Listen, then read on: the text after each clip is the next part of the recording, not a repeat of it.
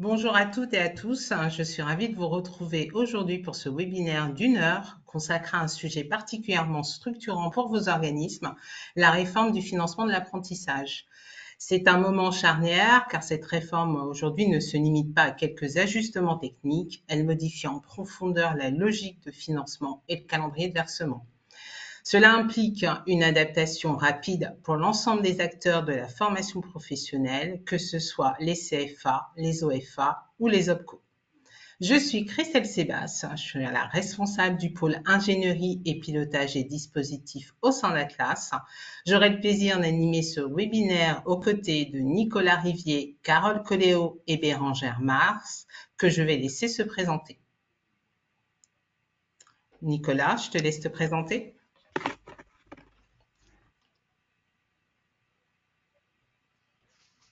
Nicolas, on t'entend pas? Ou Carole alors? Alors, Carole Coléo, je suis chef de projet apprentissage. Donc, au sein d'Atlas, je m'occupe donc du pilotage opérationnel du dispositif et particulièrement en ce moment de la mise en œuvre de cette nouvelle réforme traduite dans les différents outils. Merci. Bérangère. Eh bien, bonjour à toutes et à tous. Donc moi, je suis Bérangère Avimars, donc chargée de mission alternance et promotion des métiers au sein de la délégation Nouvelle-Aquitaine. Et Nicolas.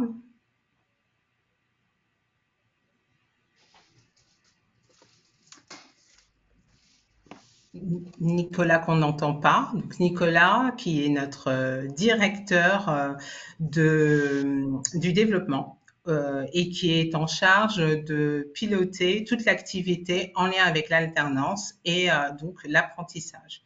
Nicolas, le temps que tu puisses te connecter, tu nous feras signe. Je poursuis. Donc, avant de commencer, je vous propose quelques informations plutôt d'ordre pratique. Le support de présentation est disponible en téléchargement uniquement pendant la session. Je vous invite à cliquer sur l'icône document. Le replay sera diffusé dans les prochains jours et à l'issue de ce webinaire, nous vous inviterons à répondre à notre enquête de satisfaction que vous recevrez également par email. Ce webinaire se veut interactif. Vous pouvez poser toutes vos questions à tout moment via l'onglet qui est dédié. Nous y reviendrons lors de la dernière partie et Bérangère se chargera également de pouvoir vous apporter quelques précisions via le fil de discussion si nécessaire. Je vous propose de commencer. Donc, au programme aujourd'hui, dans un premier temps, nous verrons les enjeux de cette réforme, les mesures qui sont applicables depuis le 1er juillet. Puis, avec Carole, notre experte sur l'apprentissage, nous analyserons des cas d'usage concrets pour mieux comprendre les impacts de ces mesures et vous proposer des conseils opérationnels qui sont adaptés à votre réalité terrain. Sans plus attendre, entrons dans le vif du sujet. Nicolas, je ne sais pas si tu as pu te... Je suis de retour. Super. Donc Nicolas, Bonjour à quels tous. sont les enjeux de cette réforme et comment avons-nous, en tant qu'OPCO, dû nous adapter pour accompagner au mieux les CFA et OFA dans cette évolution? Alors, bonjour à tous. Effectivement, on avait à cœur de vous avoir aujourd'hui pour partager un petit peu ces enjeux, puis comment concrètement s'y adapter. On est dans un environnement qui a bougé relativement rapidement et qui s'impose à nous. Vous l'avez tous déjà un petit peu bien intégré. On est dans une logique globale de régulation financière, donc qui est déjà en cours depuis plusieurs années maintenant, qui s'amplifie, notamment sur les formations dans l'enseignement supérieur. Et on a un ensemble de mesures qui se mettent en place donc pour 2025. Je reviendrai un petit peu après sur les perspectives pour 2026. En tout cas, dans les enjeux qu'on a aujourd'hui, c'est la réduction du financement sur les niveaux 6 et 7, dont on va voir les modalités exactes d'ici quelques minutes. Une recherche de régulation de la part de l'État aussi sur les usages, on va dire un peu pratiques dans le fonctionnement des contrats. On va en avoir les impacts, comment ça a été traduit en termes de mesures. Des ajustements au plus proche de la durée des contrats, avec notamment cette évolution entre le financement par mois et le financement par jour. et puis une logique un peu plus globale de réduire les situations potentielles de trop perçus et de recouvrement qui vont amener des mesures un petit peu de lutte contre la fraude, mais aussi des mesures plutôt de régulation en termes d'échéancier. Pour mettre un peu le contexte qu'on partage, on a été sur une consultation sur le financement de l'apprentissage qui s'est un petit peu éternisée, qui a été percutée aussi par l'adoption de la loi de finances qui a été elle-même très retardée puisqu'on était au 14 février avec des mesures contenues dans cette loi de finances qui interrogeait dès ce moment-là sur la formation à distance et puis sur la minoration du financement pour l'enseignement supérieur. Ça s'est traduit dès le 30 avril par l'annonce via un dossier de presse du ministère sur des mesures liées au financement de l'apprentissage. Et c'est là que les choses se sont un peu accélérées puisque on avait une annonce, on va dire générale, avec des axes, des préoccupations.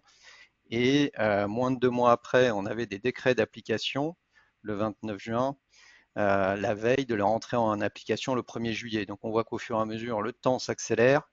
Et on est donc dans une situation aujourd'hui de gérer ensemble les contraintes qui en découlent pour être en conformité, mais aussi pour être en capacité de travailler correctement du côté des CFA et de pouvoir traiter correctement du côté des OPCO. Et on voit qu'on a un délai très très court entre les idées, la publication des décrets et leur application. Et entre-temps, on a eu la publication d'un recueil de cas d'usage de la DGEFP qui sont des cas d'usage qui ont été travaillés avec les OPCO, puisqu'on a eu l'avantage d'avoir au moins sur les 3 dernières semaines avant la publication des échanges hebdomadaires et de pouvoir s'appuyer sur ces éléments. Donc là, c'est le cœur un petit peu de l'actualité, mais une actualité qui est très rapide et qui se déploie. Et donc l'enjeu aujourd'hui, c'est de pouvoir donner de la visibilité pour que vous puissiez l'intégrer le plus facilement possible. Si on passe encore un petit peu sur la suite, au-delà de 2025, sur 2026, dans cette continuité de la régulation financière, on a des mesures annoncées pour 2026, donc qui n'ont pas le même degré de précision que les décrets. On espère que les textes qui correspondent seront publiés là aussi, peut-être avec un peu plus de délai, peut-être un peu plus de 2 jours avant l'application. En tout cas, on est sur une perspective de redéfinition des modalités de définition des NPEC, donc notamment une priorité qui est annoncée pour les niveaux 3 et 4, une évolution importante qui est le fait de vouloir donner des valeurs de base, en tout cas pour lancer la procédure qui soit avec des regroupements de certification. On a parlé un moment de bouquet de certification. Pour l'instant, ce n'est pas encore tout à fait arrêté, mais il y a des travaux qui vont avoir lieu pour voir. La volonté de l'État, c'est de regrouper des certifications qui sont sur des métiers proches.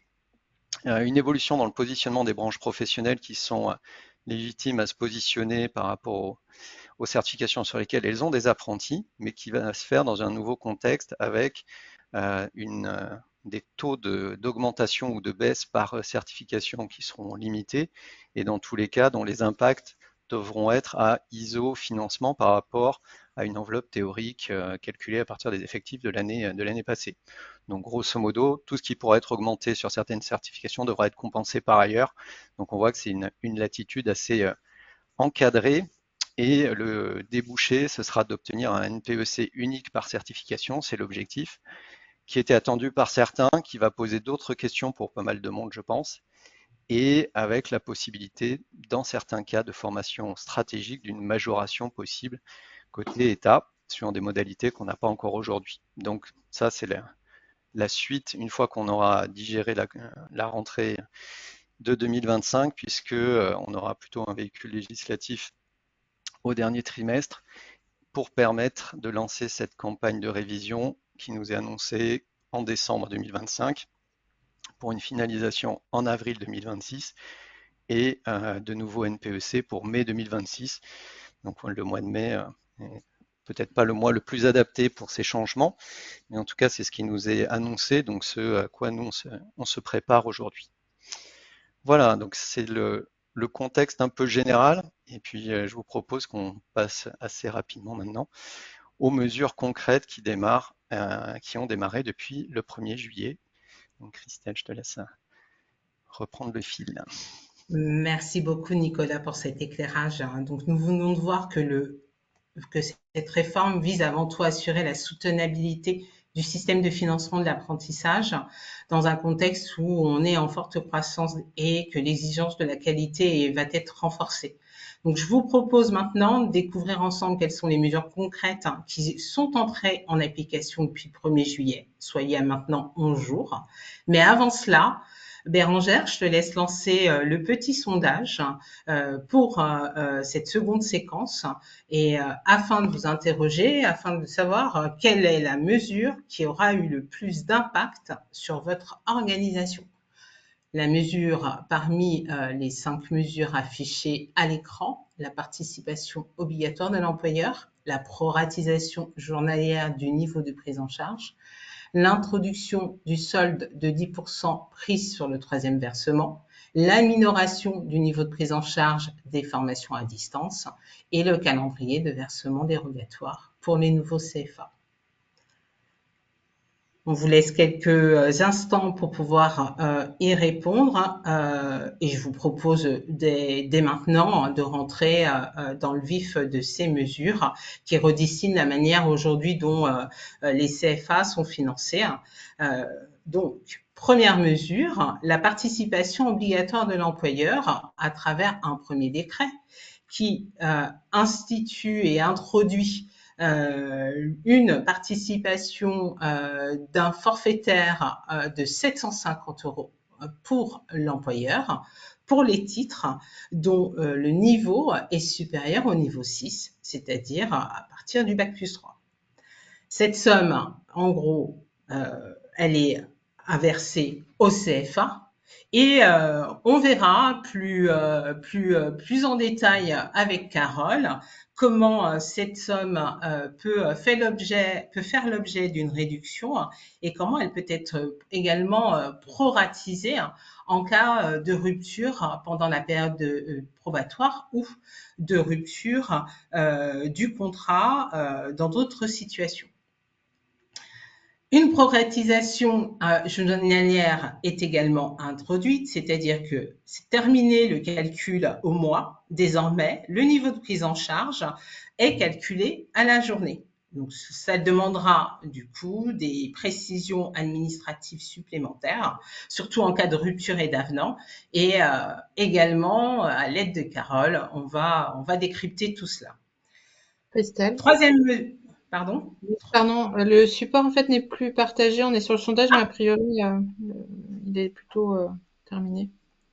Ah, ok, d'accord, très bien. Je n'ai pas accès. Peut-être que Bérangère, je te laisse Oui, finaliser le sondage. je viens de finaliser le sondage. Tout le monde n'a pas voté, mais en tout cas, une grande majorité. Ok, très bien. Et concernant l'introduction donc d'un versement d'un solde de 10%, donc il y a un nouveau calendrier de versement pour les contrats d'un an ou de plus qui est introduit. Ça se traduit comment? Très clairement, on passe à 4 versements et donc du coup, on passe à des versements 40%, 30%, 20% et 10%. Un solde de 10% qui arrivera du coup en toute fin de contrat ou à la prochaine échéance du contrat, suivant s'il y a une reconduction ou pas. Et on verra également avec Carole quelles sont les obligations de documentaire à transmettre pour pouvoir percevoir cette dernière échéance de 10%. En ce qui concerne la minoration du niveau de prise en charge des formations distancielles à partir de 80%, un autre décret pose le cadre et indique du coup que dès lors qu'une action de formation, du moins qu'une formation est dispensée à 80% ou plus à distance, le niveau de prise en charge sera minoré de 20%, avec un système de plancher et également des conditions spécifiques pour certaines certifications dont une liste de certifications devra être transmise à France Compétences. Mais Je ne vais pas plus loin parce que justement, avec Carole, l'idée, c'est de pouvoir, à travers des cas concrets, revenir spécifiquement sur l'ensemble de ces mesures.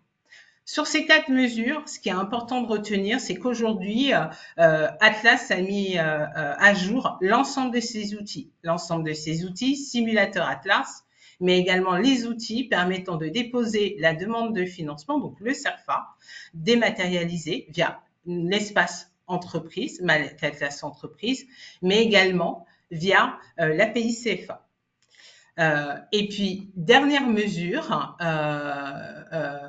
qui est dans le décret, le calendrier de versement dérogatoire pour les nouveaux CFA qui implique que lorsqu'un nouveau CFA déclare son activité et que ce dernier est enregistré depuis moins de 6 mois, il y a un versement qui est réalisé à hauteur de 40%, mais de manière décalée jusqu'à 3 mois, de manière à ce que l'OPCO puisse s'assurer de la réalité de l'action de formation et de la réalité du CFA. Mais pareil, avec Carole, on va rentrer dans le vif du sujet et vous expliquer tout ça de manière plus pratique et opérationnelle. Donc, sans plus attendre, Carole, on y va. Pour la première mesure, donc pour cette première mesure, peux-tu nous indiquer concrètement comment ces mesures de participation obligatoire se traduisent pour les CFA? Ah oui, on va revenir sur l'ensemble de ces mesures, sachant qu'il y en a 4, les 4 premières qui sont déjà effectives dans nos outils. Alors pour des contrats qui sont conclus, alors je vais sûrement appuyer en tout cas sur différents points qui ont été vus alors ici et puis par ailleurs pour attirer votre attention sur des choses qui sont assez importantes en tout cas pour on va dire pour les engagements, pour la facturation, pour qu'elle se passe on va dire dans les meilleures conditions. On est sur ce volet ici de traduire des éléments concrets de ces textes.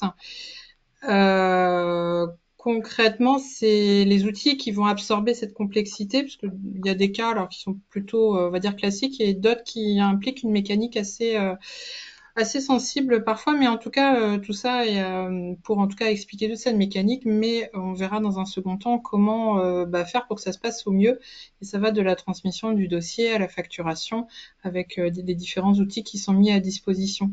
Donc si on parle de ces 4 dispositions, 4 mesures, celle qui est la plus, on va dire, impactante, c'est la participation obligatoire, mais dans les différents cas concrets, en fait, on va avoir aussi la mesure en lien avec la proratisation journalière, en lien avec l'échéance sol, puisque tout ça, finalement, est lié. Donc, là où je vais insister, c'est notamment sur cette date du 1er juillet. Alors là, on va dire le premier point d'attention, c'est sur la date de conclusion du contrat. C'est pas sur la date de réception, c'est pas sur la date de début de contrat. On est bien sur une date de conclusion et c'est sur cette base de cette date de conclusion, en fait, que les nouvelles mesures vont s'appliquer. Donc en fait, si on regarde, on va avoir une comparaison en fait tout au long, on va dire, de ces cas concrets, de l'avant-après, avec ici une image, en tout cas de la situation, puis après des cas de contrat et des échéanciers de facturation. Donc ici, l'avant, bien c'est une prise en charge qui se calculait au nombre de mois entiers. Alors on parle même de glissant dû, c'est-à-dire que si on était en début ou en milieu de mois, eh bien on finançait jusqu'au milieu de mois suivant. Cette prise en charge se cale sur le niveau de prise en charge de France Compétences lorsque le titre en dispose, sinon c'est une valeur d'amorçage, et que si le prix de la prestation CFA est supérieur, eh bien il y a un reste à charge éventuel. Jusque-là, rien de nouveau. Ce qui est nouveau, donc, c'est introduire cette participation obligatoire pour les niveaux Bac plus 3 et plus. Au sein d'Atlas, c'est la grande majorité des contrats qui arrivent dans notre périmètre, des entreprises de notre périmètre. Donc, c'est cette participation obligatoire, en tout cas un peu forfaitaire, 750 €, mais elle pourrait être réduite à 200 € si le contrat est conclu suite à un précédent contrat pour poursuivre et terminer un cycle de formation. Donc ça, c'est une deuxième chose, donc elle peut être minorée. Et ensuite, la prise en charge par l'OPCO, elle est sur le nombre de jours de contrat, mais de calendaire, c'est-à-dire au jour près, en tout cas, on compte le dernier jour. On prend en compte, en tout cas, uniquement les jours réalisés. Et c'est le cas aussi dans le cas des ruptures, et on aura un cas concret à partager.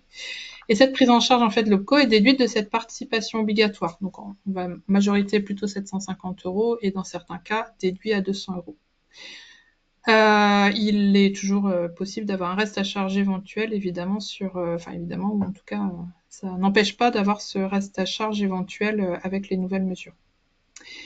Donc concrètement, pour la slide suivante, donc sur le premier cas, qui est un cas, on va dire, assez classique, basique. Alors juste pour la gymnastique, on a la situation d'avant à gauche, conclusion avant le 1er juillet, et on va dérouler 5 cas pendant ce webinaire avec ce format-là. Donc à droite, les contrats conclus à compter du 1er juillet. Pour vous focaliser en tout cas sur les éléments importants, j'ai valorisé les différences en jaune, et on est sur des cas où un niveau de prise en charge est de 10 000 €, ça aide un peu à la gymnastique, et on va rester focus aussi sur un titre visé de niveau 6. Donc on explore au travers de ce cas déjà 3 premières mesures. Alors pour l'échéancier et la prise en charge, on va dire avant le 1er juillet, sur un contrat qui fait pile 24 mois, donc ici qui commence du 1er septembre au 31 août, 2 ans après, ça fait 24 mois, ça fait 730 jours si on parle nouvelle mesure. On est sur une prise en charge, donc si le NPEC est 10 000 €, tout simplement de 20 000 €. Ça faisait, ou ça fait encore aujourd'hui pour les contrats conclus avant, d'un échéancier qui fait 40, 30, 30% du NPEC, et ça sur les 2 années. Alors, ce qui va changer là, et ce qui change déjà, puisqu'on a déjà commencé à recevoir des contrats conclus à compter du 1er juillet, on commence déjà à communiquer des accords de prise en charge et des échéanciers de facturation. Alors déjà le montant de la prise en charge qui, alors comme on est sur un contrat pile de 24 mois, et 24 mois ça fait 730 jours, ça fait donc tout simplement 20 000 €, ça ne change pas par rapport à avant. Simplement, on va déduire ces 750 € de notre prise en charge.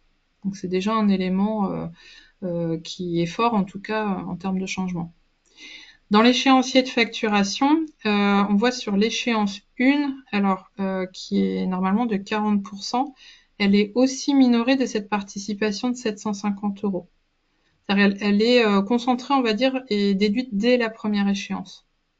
Donc ici, dans notre cas, c'est la première échéance, au lieu d'être de 4 000, elle sera de 3 250. Donc voilà, premier élément. Le deuxième, c'est cette troisième échéance au mois 10 qui est à 20% au lieu de 30 auparavant. Et par rapport à un point si important, alors qui est peut-être communiqué de façon raccourcie, en tout cas c'est ce que je vois régulièrement, c'est la notion de l'échéance solde de 10%, qui est souvent annoncée comme étant à la fin du contrat. Alors, elle est effectivement à la fin du contrat, mais elle est aussi sur les années intermédiaires. C'est-à-dire que là, dans notre cas pratique, alors c'est pas une échéance en vrai, c'est un solde de 10%, mais qui se reporte sur l'échéance 1 de l'année suivante. Donc dans notre cas, sur la deuxième année, avant on avait 40%, demain on aura 40 plus le solde de 10, donc ça fait une échéance à 50%. La première échéance de l'année 2 qui est donc à 50%, et ici dans notre cas 5 000 €. Et donc après, donc la mécanique, on va dire, est la même que la première année, si ce n'est que sur le dernier mois, et donc vraiment au terme du contrat, au 31 août 2027 dans notre cas, on a une échéance supplémentaire solde, donc de 10%, et qui est pour le coup fixe, qui elle s'accompagne en plus du certificat de réalisation, donc qui couvre la dernière période, parce que jusqu'à présent on avait une dernière échéance, mais qui en termes de réalisation n'était pas couverte. C'est une justification, une réalisation qui se justifiait après avoir réglé l'ensemble du contrat. Et bien à présent, en fait, c'est une réalisation qui se justifie au moment de l'envoi de la dernière échéance, qui s'accompagne également de la copie de la facture qui est envoyée à l'employeur au titre de la participation obligatoire. Donc ça fait, on va dire classiquement, une facture et un certificat de réalisation. Et en plus, en fait, c'est ça qui est nouveau, c'est la copie de la facture adressée à l'employeur, acquittée ou non. En fait, c'est l'enjeu, en tout cas pour l'OPCO, c'est de recevoir une facture uniquement de l'employeur. Et ça, on a un délai de 4 mois hein, pour la recevoir. Sinon, au-delà de ce délai, on va dire la facturation ou le contrat peut être soldé sans être réglé. Voilà, donc plusieurs éléments clés. Une déduction de la participation obligatoire sur la première échéance, un solde de 10% de la première année qui se règle en même temps que la première échéance de l'année suivante, une échéance supplémentaire à la fin, et donc cette dernière échéance qui est accompagnée du certificat de réalisation et de la facture. Ça veut dire que si le contrat se poursuit après l'examen, il y a un usage hein, de transmettre, enfin de poursuivre un contrat 2 mois après l'examen. Ça signifie qu'il faut aussi justifier de cette période post-examen, donc en entreprise, pour bénéficier du remboursement de cette période. Voilà, je passerai un peu plus vite sur les autres cas, mais ça pose en tout cas le cadre. Sur le cas suivant, on garde un peu le même fil avec le même contrat, mais qui est légèrement inférieur en termes de durée, et donc sur une année incomplète, donc on a un peu plus d'un mois en moins. Donc la nuance, c'est notamment au niveau de la prise en charge. Alors avant, en tout cas le 1er juillet, on est sur une prise en charge qui fait 23 mois, même si là les mois n'étaient pas complets, on le compte, ou le comptait en tout cas complètement. Ce qui rend en tout cas avec une proratisation journalière un calcul qui se base sur 698 jours et qui amène à une prise en charge de 19 129 €. Là où avant on était à 19 166,67. On déduit, donc on est toujours dans le cas d'un niveau 6, donc avec déduction de la participation obligatoire. Et vous avez un échéancier qui est très proche et qui est différent sur la fin, et c'est sur ce cas que je voulais aussi attirer votre attention. C'est le texte, en fait, la rédaction du texte réglementaire implique en fait de neutraliser une dernière échéance au terme du contrat. Ce qui veut dire que pour des années incomplètes en termes de prise en charge, c'est pas peut-être comme avant une sorte d'échéance seule où on vient finalement régler ou solder juste le montant restant qui n'est pas couvert par les autres échéances. Là ici, ce qui est marquant, c'est que c'est la dernière échéance en tout cas qui est fixe à 10%. Et finalement, c'est l'avant-dernière, ici au mois 10 de l'année 2, qui au lieu d'être à 20% est à 11%. Voilà, donc c'est une mécanique, encore une fois, qui sera absorbée par l'outil, et on verra dans les bonnes pratiques que notre échéancier traduit cette règle, et que strictement ce qui est traduit est en phase en tout cas avec les textes réglementaires. Je voulais attirer votre attention parce que ça peut surprendre en tout cas sur la traduction. Voilà, sur le cas suivant, toujours avec une petite subtilité, on est sur un mois, alors sur 2 années complètes, mais on a quelques jours supplémentaires. En termes de prise en charge, avec une différence également, puisqu'on n'est pas sur du mois entier dû, là on a 15 jours de prise en charge en moins, puisque le 25e mois n'est pas compté complètement. Donc une prise en charge qui est portée à 20 410 €, toujours avec la déduction. Là, la subtilité, on va dire, sur ce cas-là, c'est que sur la 3e année, on a ce solde de 10% qui, on va dire, arrive ou éligible le même mois que l'échéance solde du contrat. Donc en fait, on a, on va dire, 2 échéances en une sur le même mois. Donc en fait, concrètement ici, on a 2 échéances en une. Ça impliquera une seule facturation, un seul certificat de réalisation. Voilà, pour aussi des enjeux de fluidité, de facilitation voilà, dans les échanges et la facturation. Voilà pour ces cas. On a un 3e cas qui est les cas spécifiques de Carole? la rupture. Oui. Ouais, il y a une question qui revient assez régulièrement, donc j'en profite peut-être pour la poser collectivement. Il y a une question sur les années bissextiles, puisqu'on sait qu'on a une proratisation journalière. Donc là-dessus, je pense qu'on peut répondre assez simplement hein, que on prend toujours le nombre de jours, on fait la date de fin, moins la date de début, ça donne le nombre de jours, et c'est ce nombre de jours qui est multiplié par 1/365e du NPEC. C'est-à-dire que la base de calcul, c'est toujours NPEC divisé par 365. Ça fait une base journalière, et après on multiplie par le nombre de jours du contrat. Quand bien même dans le contrat, il y a une année bissextile, on gagne un 1/365e de contrat. Voilà. Et il y a une autre question qui est sur les CFA d'entreprise, qui nous pose la question, puisqu'ils ne peuvent pas se facturer eux-mêmes s'ils sont dans la même entité. C'est une question qui a été posée déjà, qui a été soumise à la DGEFP. On attend la réponse, parce qu'elle ne faisait pas partie des cas qui avaient été identifiés au départ. Et donc, dès qu'on l'aura, on la diffusera auprès des CFA d'entreprise qui sont partenaires. Merci Nicolas. J'en profite peut-être pour dire que ces 5 cas d'usage, pour éviter de perdre tout le monde sur le sujet, puis parce qu'on est limité dans le temps, mais qu'il y a, Nicolas en a parlé tout à l'heure, ces cas d'usage qui ont été partagés par la DGEFP et disponibles sur le site du ministère. Il y a aussi en fait en annexe de ce support, je crois, une dizaine de cas supplémentaires, dont celui de l'année bissextile, voilà, qui permettent de traduire, parce que c'est vrai que la question est revenue souvent. Mais voilà, pour compléter, en tout cas, quand vous aurez chargé le support, vous aurez accès, et vous pouvez d'ores et déjà, il me semble, avoir déjà accès à ces cases annexes. Si on peut continuer. Donc avec un focus sur toujours cette participation obligatoire, alors on parle souvent aussi d'une participation forfaitaire de 750 €. Donc en pratique, elle peut être minorée parce que si elle fait suite à un contrat conclu et que c'est pour poursuivre un cycle de formation, elle est réduite à 200 €. Et aussi en cas de rupture du contrat présent, il y a aussi une proratisation. J'insiste par contre pour dire que c'est uniquement pendant la période probatoire.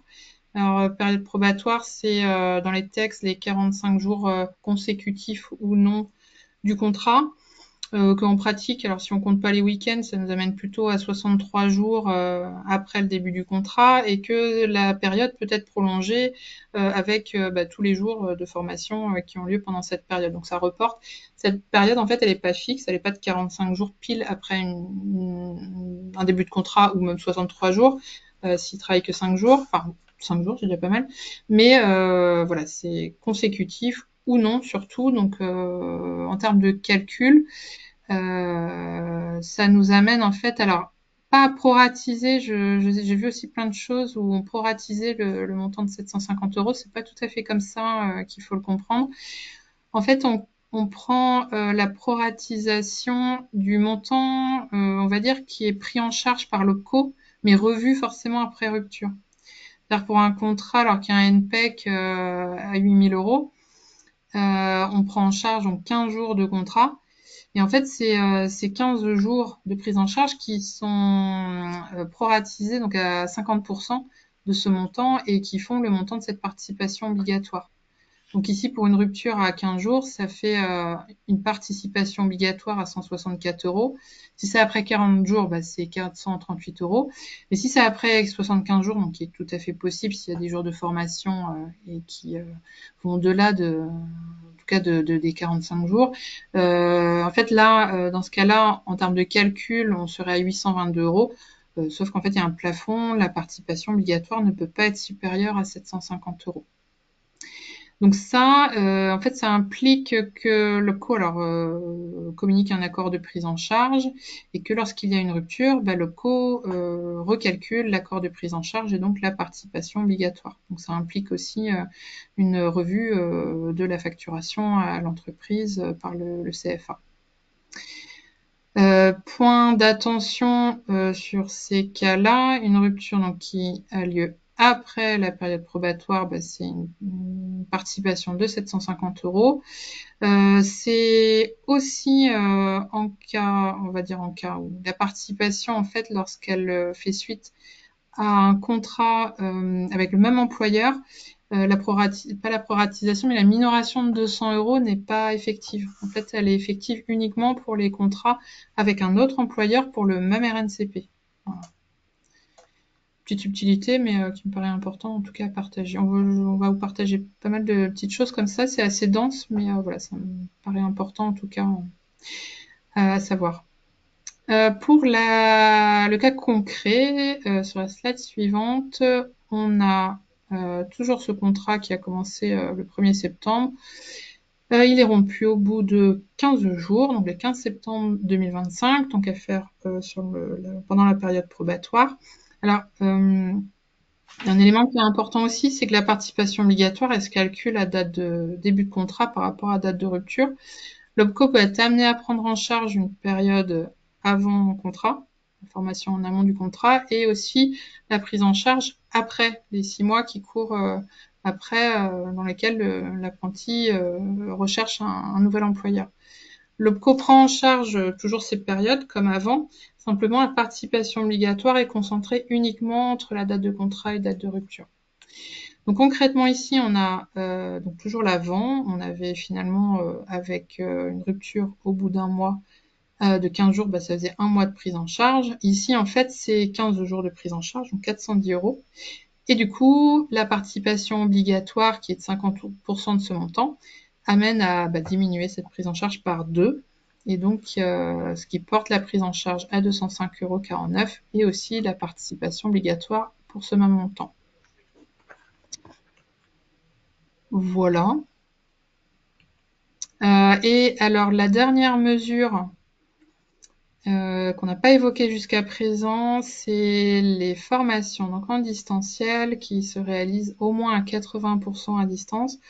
Alors, cette notion de distanciel aussi fait, je ne sais pas si elle est présente dans le chat, mais fait pas mal aussi l'objet de questionnements. Elle a été, on va dire, posée en termes de définition dans la nouvelle notice du CERFA V14. Elle est ici tout en bas de cette slide. Donc, ce sont les heures qui ne sont pas dispensées en présence physique du formateur et de l'alternance dans un même lieu. Donc, ces heures-là sont considérées comme à distance et sont à déclarer sur le nouveau CERFA, à valoriser également dans la convention de formation. Il y a le CERFA V14 qui vient d'arriver, qui vient de prendre en compte en tout cas ces nouvelles mesures, et aussi la nouvelle convention de formation, alors le modèle qui est proposé par la DGEFP. Donc là, donc on rajoute, on va dire, un élément supplémentaire dans la modalité de calcul. On minore, en tout cas, et on calcule le NPEC à hauteur de 80%. C'est le NPEC, c'est-à-dire la valeur France Compétences qui est, on va dire, minorée. C'est pas la prise en charge. Et quoi qu'il arrive, cette prise en charge, si on a un NPEC qui est notamment en deçà de 5 000 €, eh bien, il y a un plancher en termes de prise en charge qui est de 4 000 €. Donc, le cas concret qui arrive sur la slide d'après, c'est initialement toujours ce NPEC à 10 000 €, toujours à peu près les mêmes conditions que sur les autres cas pratiques. En fait, le NPEC il sera de 8 000 € au lieu de 10 000, que la prise en charge du coup sera portée à 15 298. On ne change pas la mécanique d'enlever la participation obligatoire. Et là, ce qu'on observe ici, dans les mêmes proportions, c'est des échéances qui sont minorées en termes de montant, qui sont calculées donc sur ce NPEC de 8 000 €. Voilà. Carole, il y a d'autres cas qui pourraient avoir des impacts au regard de ces textes. Notamment, est-ce que tu pourrais nous en dire un petit peu plus pour les nouveaux CFA? Les nouveaux CFA, c'est la particularité, c'est d'avoir, alors c'est le dernier cas qui est présenté ici, même s'il n'est pas détaillé en échéancier, il doit l'être sur le support de la DGEFP, mais concrètement, c'est la même échéancier, pardon. Simplement, la première échéance est maximum au mois 3 au lieu d'être au mois 1. Et du coup, ce nouveau CFA devra produire un premier certificat de réalisation. C'est-à-dire qu'aujourd'hui, la première échéance, elle est facturée sans réalisation parce qu'elle arrive normalement au tout début de contrat. La particularité pour ces nouveaux CFA, c'est de l'avoir non seulement au mois 3 et en plus de devoir justifier d'une première réalisation. Donc il y a ce cas-là. L'année bissextile, on en a parlé. La rupture hors période probatoire, on en a parlé aussi, mais c'est un point d'attention qui est assez fort. On a aussi les cas de rupture avant début de la formation, où alors non seulement il n'y a pas de participation de l'employeur, mais il n'y a pas non plus de prise en charge de l'OPCO. Voilà, voilà, donc les deux, en tout cas, s'annulent. Il y a un certain nombre de questions sur la participation obligatoire suite à rupture pour la nouvelle contractualisation, le fait qu'elle soit proratisée ou pas, la date à laquelle c'est applicable. Voilà, je pense que ça peut valoir le coup d'y revenir quelques minutes. J'ai aussi pas mal de questions qui reviennent sur comment justifier la période entreprise après la fin de la formation. Alors, je peux peut-être Alors, commencer par ça. Ouais, Nicolas. enfin, la période d'entreprise post-formation, c'est une franchise c'est une latitude qui est donnée, qui n'a pas été revue pour l'instant. Donc aujourd'hui, elle est toujours possible.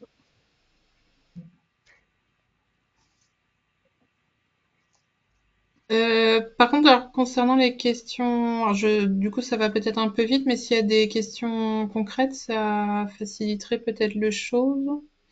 En tout cas, pour l'application de la proratisation pour un contrat suite de rupture, c'est bien toujours pour les nouveaux contrats conclus à compter du 1er juillet.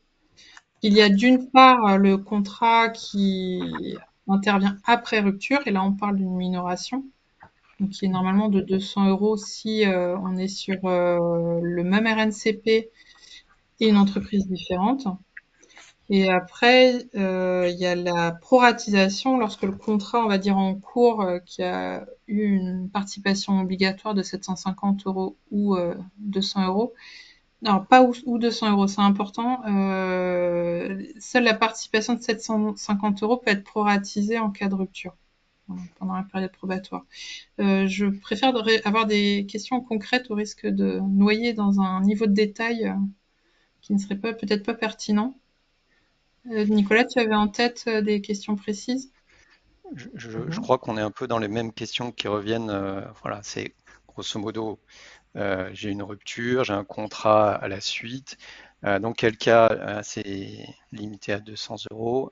S'il y a une nouvelle rupture sur ce nouveau contrat post-première rupture, est-ce qu'il y a proratisation ou pas?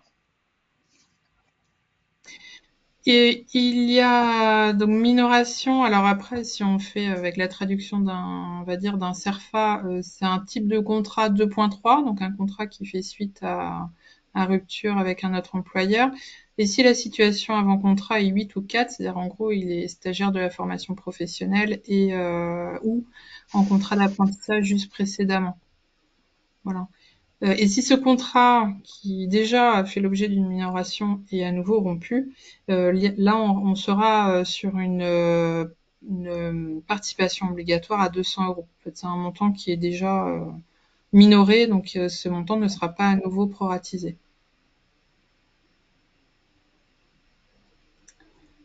Est-ce que je poursuis ou Oui. Encore d'autres questions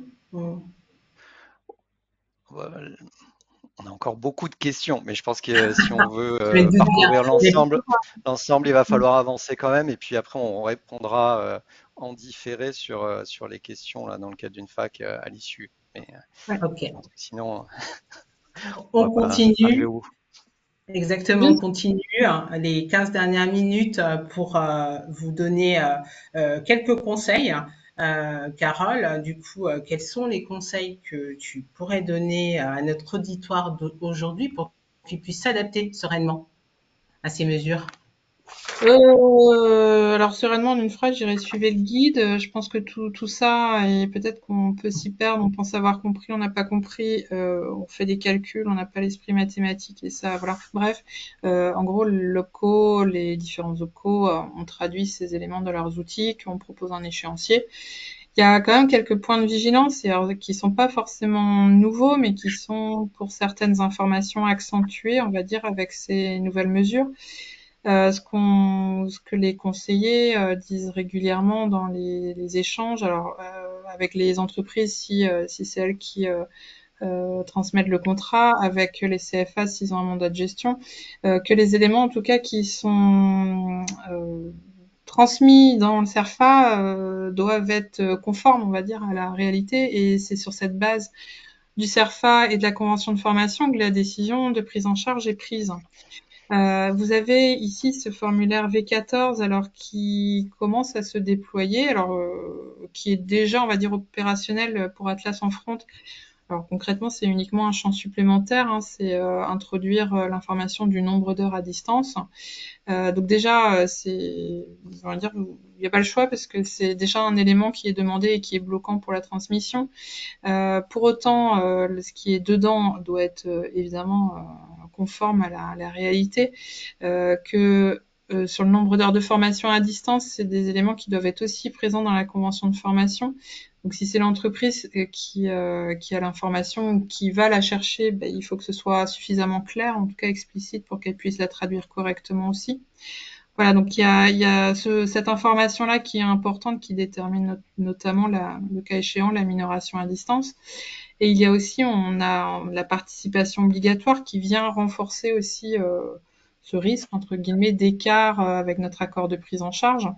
Eh bien, ce qui est, on va dire, plus sensible, c'est le type de contrat. On a parlé tout à l'heure de la minoration en cas de rupture. Et c'est aussi le niveau du titre visé. Parce que si on a un niveau bac plus 3, ben on a une participation. Si c'est pas un niveau bac plus 3, on n'a pas de en deçà, il n'y a pas de participation obligatoire. Donc s'il y a une erreur sur ce point-là, c'est un élément, je pense, qui risque de se crisper pas mal les entreprises si on leur met une participation qui n'est pas éligible. Et inversement, pour l'OPCO, si la participation n'est pas déduite. Dans ce CERFA, vous avez aussi des éléments qui, globalement, on fait une petite piqûre de rappel, mais sans détailler, et qui sont essentiels, en tout cas, pour la bonne prise en charge. Voilà, donc deux choses à retenir. Bien transmettre les données via le CERFA V14. Voilà. Et tout devrait bien se passer, en tout cas, pour que l'OPCO puisse prendre en charge avec ses règles de calcul, de chiffrage d'échéanciers qui sont ensuite traduites. Sur la convention de formation, donc nouveau modèle diffusé par le ministère, donc qui introduit deux éléments, le nombre d'heures à distance, on en a déjà parlé, puis donc sur on va dire un tableau de prise en charge, on a la notion de participation obligatoire. Le tableau porte un peu à confusion parce que la participation obligatoire s'inscrit, on va dire, sur une première année, que la convention en fait donne l'impression en tout cas de devoir la décliner sur toutes les années. Donc on est bien sur la première année pour laquelle la participation doit être déduite. Voilà, et puis globalement, et c'est toujours un point sensible, c'est que cette convention, elle doit être en phase avec les données du CERFA, puisqu'il peut y avoir du contrôle aussi réalisé. Parfois, l'entreprise a un CERFA et on lui demande des éléments aussi financiers pour pouvoir engager, on va dire, avec les bonnes données. Donc, plus les éléments sont clairs et plus elle reporte facilement ce sujet dans sa demande de prise en charge. C'est le cas pour le coût pédagogique, c'est le cas pour les frais annexes. Voilà, pour tout en général, mais renforcé particulièrement dans ce contexte-là. Le modèle de la convention de formation n'est pas un format, on va dire, obligatoire, mais quand même, on va dire, qui apporte ce qui est nécessaire, on va dire, quant à la prise en charge par l'OPCO, au-delà de la relation contractuelle entre l'entreprise et le CFA. Donc, deuxième point important, les données de la convention de formation. Troisième point, la déclaration de rupture. C'est pas souhaité, bien évidemment. Lorsqu'elle arrive, ceci dit, elle doit intervenir, en tout cas en termes de déclaration, dans les meilleurs délais, puisque vous l'avez déjà sans doute expérimenté, mais une prise en charge est recalculée après rupture. Donc plus tôt la rupture est déclarée, mieux c'est. Donc si possible, de façon en tout cas incontournable via les services en ligne MyAtlas, de préférence par l'entreprise. Alors tout simplement parce qu'il y a des automatismes qui sont réalisés sur cette démarche-là et que du coup on peut assurer en tout cas une prise en compte beaucoup plus rapide lorsqu'elle arrive par l'entreprise. Tout comme la déclaration sur le CERFA, le bon motif de la rupture est renseigné.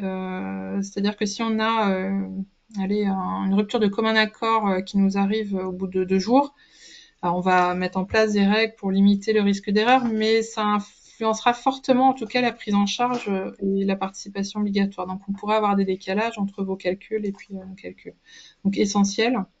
Dans la mesure du possible, attendre la confirmation de prise en compte de la rupture et donc le recalcul avant de facturer la dernière échéance. Là, on a vu qu'il y avait des calculs qui étaient assez sensibles avec pas mal de subtilités. Il est préférable de toute façon de se caler sur l'échéancier de l'OPCO pour facturer. Un petit rappel aussi au passage sur la déclaration de poursuite post-rupture qui influence aussi fortement la prise en charge et la facturation. Je l'ai pas dit avant, mais je le dis là, même si c'est pas forcément le meilleur moment, mais on a des modalités de calcul qui sont parfois assez complexes. On peut avoir des différences au niveau des arrondis. Voilà, la prise en charge, il n'y aura pas de souci en tout cas il n'y a pas de souci globalement, si ce n'est qu'on peut avoir des petits décalages dans les modalités de calcul, notamment sur l'échéancier.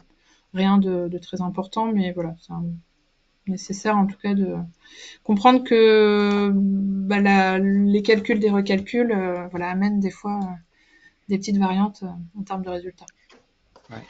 J'en profite là parce que je vois qu'il y a un certain nombre de participants qui sont partis, mais il y a des questions sur la relation avec les entreprises et le rôle de l'OPCO, l'information de notre part, la situation du CFA face à des entreprises qui ne payent pas leurs factures et autres. Donc là-dessus, très simplement, en termes d'information, nous, l'information, elle a été transmise par emailing à toutes nos entreprises, et ça avant la mise en application du décret. Depuis, c'est un élément qu'on pousse auprès de nos entreprises via notre réseau. S'il y a des interrogations avec des entreprises qui ne sont pas convaincues qu'elles doivent payer cette participation ou quel est son statut, ne pas hésiter à les renvoyer vers notre service de conseil multicanal ou les conseillers formation. On précisera aux entreprises si elles ont des interrogations. On va continuer, nous, à faire la même pédagogie. Par contre, en cas de non-paiement, on est un peu dans le même système que pour n'importe quelle facture, même si on a bien compris que c'était une facture que les CFA n'avaient pas demandé à recouvrer, on le comprend tout à fait. Mais en tout cas, aujourd'hui, si une entreprise ne paye pas et que vous avez donc besoin de recouvrer, c'est comme pour n'importe quelle autre facture. Voilà. Je te rends la main. Ouais, dernière chose sur la facturation, sur la slide donc d'après. Suivi du dossier en amont. Ah oui, suivi du dossier, c'est peut-être rappeler en termes de suivi que pour ceux qui sont accrochés à la PICFA, soit directement, soit via leur éditeur, ils peuvent lire en tout cas les éléments d'échéancier, de prise en charge, on va dire quasi en temps réel, que MyAtlas, qui sont les services en ligne pour les CFA et les entreprises, permettent également de visualiser en temps réel ces informations. C'est une dynamique, une mécanique en tout cas qui est assez intéressante lorsque, notamment dans ces situations de changement, pose question. On a vraiment une information qui permet de suivre l'ensemble des éléments de temps réel de façon dynamique.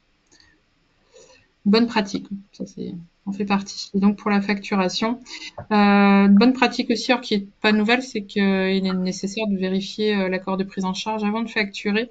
Alors le cas échéant, c'est notamment en cas d'erreur, ça peut être sur le niveau visé qui influence la participation obligatoire. Bien, c'est l'entreprise qui va venir corriger sa demande via ses services en ligne. Voilà, il est important de faire le nécessaire avant de commencer à facturer. Concernant la participation obligatoire, c'est pas une bonne pratique parce que ça fait partie des dispositions réglementaires, mais elle est à facturer à la fin de la période probatoire. Par contre, alors je passe directement au dernier, mais concernant on va dire la justification à l'OPCO, ça se fait uniquement après le terme du contrat sur l'échéance solde. C'est en termes de temps. On a d'abord une facturation à l'entreprise, mais elle n'est envoyée à l'OPCO qu'à la fin et accompagnée, on va dire, avec la dernière échéance. Il n'est pas nécessaire et même pas forcément souhaitable pour des raisons aussi de fluidité d'envoyer les éléments avant. Vraiment la bonne pratique qu'il faut retenir, et si en tout cas on veut y aller en tout cas sereinement sur ces nouvelles mesures, c'est tout simplement de suivre l'échéancier. Et cette traduction, il y a en tout cas des éléments qui sont traduits des prises en charge du CERFA qui voilà, mènent tout simplement une traduction directe de l'ensemble de ces mesures, que ce soit avant, après, parce qu'il y a les règles aujourd'hui, demain, et puis d'autres qui peut-être viendront. Bref, en tout cas, tout ça est très bien traduit et simplement en suivant l'échéancier, ça se passera normalement bien. Et évidemment, qui dit échéancier dit qu'en tout cas le cadre est fixé en termes de temps, de facturation, de montant. On a des systèmes comme l'API CFA et Selfie Proforma dans MyAtlas qui permettent aussi d'envoyer des factures strictement sur ces échéanciers et qui permettent aussi de créer des factures directement depuis ces outils. Donc ça permet aussi d'avoir derrière une réponse beaucoup plus rapide sur le règlement. Voilà pour les bonnes pratiques. Merci Carole. Et donc, pour poursuivre, en termes de documents qui permettra également de vous adapter sereinement à ces mesures et de pouvoir voir la traduction dans nos outils. Carole vous indiquait que actuellement, via notre service en ligne, le CERFA est disponible pour pouvoir déclarer les heures de formation. Cependant, la nouvelle version du CERFA en impression de formulaire sera disponible prochainement. Également, nous allons mettre à jour l'ensemble des documents permettant d'attester la bonne réalisation du contrat et notamment prendre en compte le principe du jour, et puis des documents plus cadrans reprenant l'ensemble des mesures vont être prochainement mis à votre disposition, notamment le Vademecum CFA, tel que le précis de l'apprentissage qui était annoncé pour la fin de l'année, et puis d'autres évolutions à venir dans nos outils, notamment nos courriers, et puis la mise à jour de notre site institutionnel où vous pourrez retrouver notre support, du moins une foire aux questions ajustée. Bérangère, est-ce qu'il y a des questions Il y a énormément de questions, j'essaie d'observer, mais il y a beaucoup. Et c'est bien, ça démontre l'intérêt du sujet. Ouais. Oui, et c'est difficile de traiter en une heure. Nous-mêmes en interne, on y a passé un peu plus de temps que ça. Peut-être un petit retour, Carole. On a des questions là sur le fait qu'il y ait eu des perturbations sur le traitement des courriers d'accords de prise en charge là, depuis notre système. En tout cas, dire une chose, à partir du 1er juillet, nous, on était bien déployés. Donc, ça veut dire que les règles étaient appliquées effectivement à partir de là. Par contre, on a eu quelques impacts d'automatisation dans le traitement de nos contrats, et donc notamment des accords de prise en charge qui sont pas tous partis en temps et en heure. Donc, c'est en cours de résolution.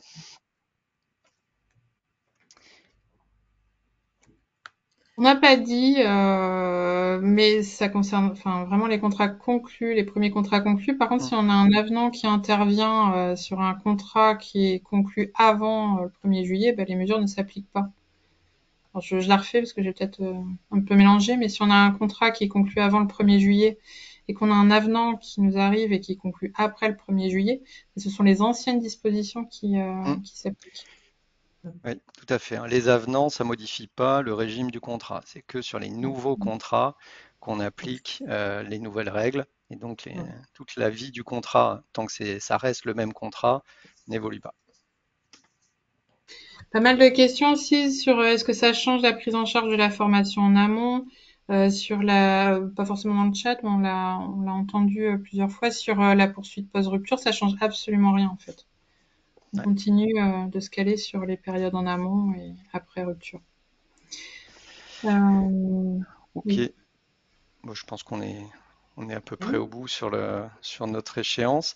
On est désolé si on n'a pas pu répondre à tout, mais on a essayé de répondre déjà au maximum dans le temps imparti. Donc, vous aviez la possibilité de récupérer le document, hein, de le télécharger pendant le webinaire. Là, vous l'avez encore en haut à droite. Quand vous cliquez sur Document, vous pouvez récupérer la présentation en PDF. Ensuite, vous aurez le webinaire enregistré, le replay la semaine prochaine. Et là, ça tombe bien qu'on est sur la bonne slide. Nos chargés de mission alternance dans chacune des régions sont des interlocuteurs privilégiés pour vous, hein, pour poursuivre un petit peu la discussion s'il y a besoin. Et je l'ai précisé dans une des questions, mais le travail sur les règles, il a été fait avec la DGEFP, donc qui a publié le document de son côté, et avec les 11 OPCO. Donc, modulo l'avis des organisations où tout ne s'ajuste pas en un instant, on est aligné les 11 sur les règles, les modalités, les enjeux de calcul, hein. Donc voilà, avec toute la complexité que peuvent avoir les contrats aujourd'hui. Très bonne journée à tous, merci beaucoup. Merci à tous, hein, et puis à très bientôt. Bonne Au fin de revoir. journée. Merci.